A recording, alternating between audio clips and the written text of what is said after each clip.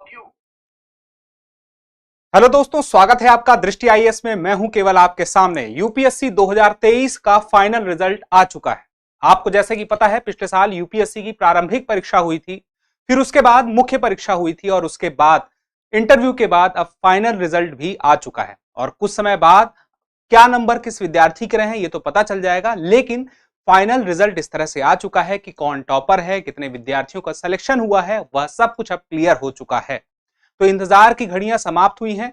चलिए आप और हम मिलकर के रिजल्ट देखते हैं, क्या रिजल्ट रहा है। आप ध्यान रखिएगा कि ये वो विद्यार्थी हैं जिस प्रकार से रश्मि रथी में एक बात कही गई थी कि वर्षों तक वन में घूम घूम बाधा विघ्नों को चूम चूम सहधूप गाम पानी पत्थर पांडव आए कुछ और निखर।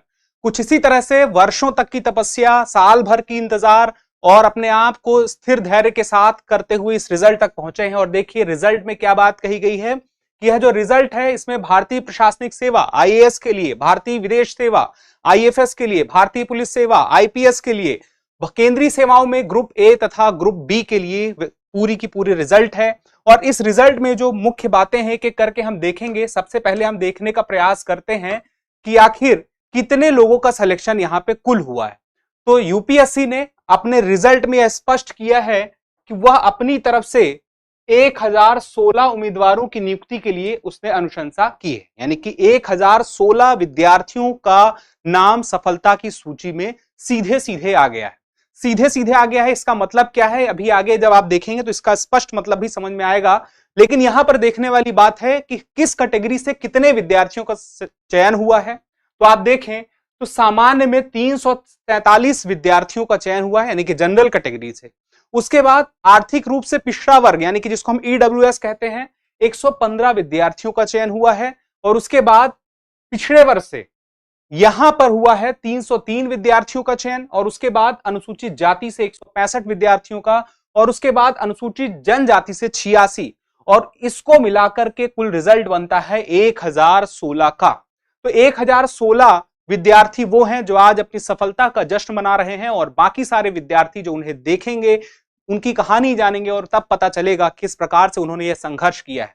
अब याद रखिएगा इस पूरी की पूरी लिस्ट में यहां पर जो बेंचमार्क विकलांगता वाले विद्यार्थी हैं उन्हें भी शामिल करते हुए यह बात जाहिर की गई है। तो अब आगे चलते हैं, आगे कुछ और जरूरी जानकारी है उसको भी देखते हैं। अब देखिए यूपीएससी ने ना कुछ विद्यार्थियों के लिए यहां पे जो सीट रिजर्व की हुई है, तो रिजर्व जो है वहां पे संख्या देखिए 120 है। और उसके बाद पिछड़ा वर्ग, आर्थिक रूप से पिछड़ा वर्ग के लिए 36 है, पिछड़ा वर्ग के लिए 66, अनुसूचित जाति 10, अनुसूचित जनजाति 4, बेंचमार्क विकलांगता 2, और इस तरह से बेंचमार्क विकलांगता 2, फिर उसके बाद कुल यह जो है 240 है। यह समेकित आरक्षित सूची एक अलग से बनाई गई है, रिजर्व है ये। अब उसके बाद आगे जो मुख्य बात है वह यह है कि यहां पर यह पूरी की पूरी जो संख्या है उसमें आईएएस कितने इस बार बने हैं, आईपीएस कितने बने हैं, आईआरएस कितने बने हैं, सारी की सारी मुख्य जानकारी आपके सामने है। भारतीय प्रशासनिक सेवा, इसका मतलब क्या हुआ, यहां पे सीधी बात है आईएएस के लिए।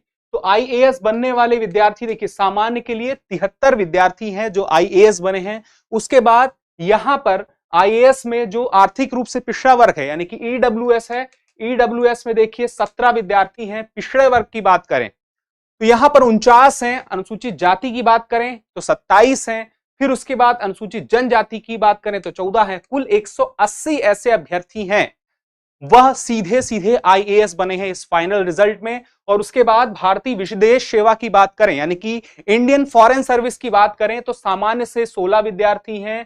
फिर उसके बाद आर्थिक रूप से पिछड़े वर्ग में 4 विद्यार्थी हैं। फिर उसके बाद पिछड़े वर्ग से 10, फिर अनुसूचित जाति 5, फिर उसके बाद वो 2 हो गए जनजाति से, और कुल मिला के 37 हो गए। पुलिस सेवा आईपीएस के लिए जो विद्यार्थी सेलेक्ट हुए हैं उसमें देखिए 80 जनरल से हैं, 20 आर्थिक रूप से पिछड़ा वर्ग, फिर उसके बाद 55 है, यह जो है यह पिछड़े वर्ग से हैं, ओबीसी से हैं। उसके बाद अनुसूचित जाति से यानी कि एससी वर्ग से हैं 32, एसटी वर्ग से हैं 13, और उसके बाद कुल 200 हो गए। और उसके बाद ग्रुप ए की सेवाएं अगर देखा जाए तो 258 हुए हैं जनरल से। उसके बाद आर्थिक रूप से यानी ईडब्ल्यूएस से 64, ओबीसी से 160, एससी से 46, 86 और एसटी से 45, और यह हो गए 613। ग्रुप बी की सेवाएं जिसको हम ग्रुप खा भी कहते हैं उसमें जनरल 47 है, आर्थिक रूप से पिछड़ा वर्ग ईडब्ल्यूएस 10, उसके बाद ओबीसी 29, उसके बाद एससी 15, एसटी 12 और कुल होगा 113।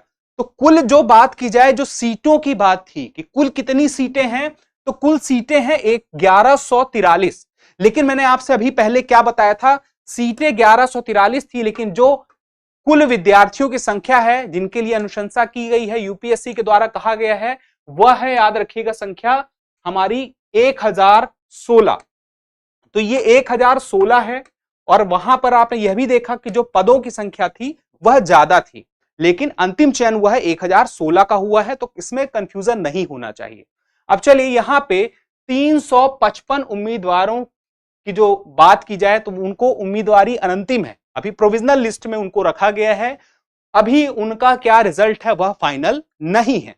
अब उसके बाद बात की जाए सबसे महत्वपूर्ण बात कि टॉपर कौन रहा, तो 1016 में टॉपर तो कोई एक ही होगा जो पहले रैंक पे आएगा, और वो जो पहला रैंक है आदित्य श्रीवास्तव, अनुक्रमांक 2629523, रैंक 1, नाम है आदित्य श्रीवास्तव।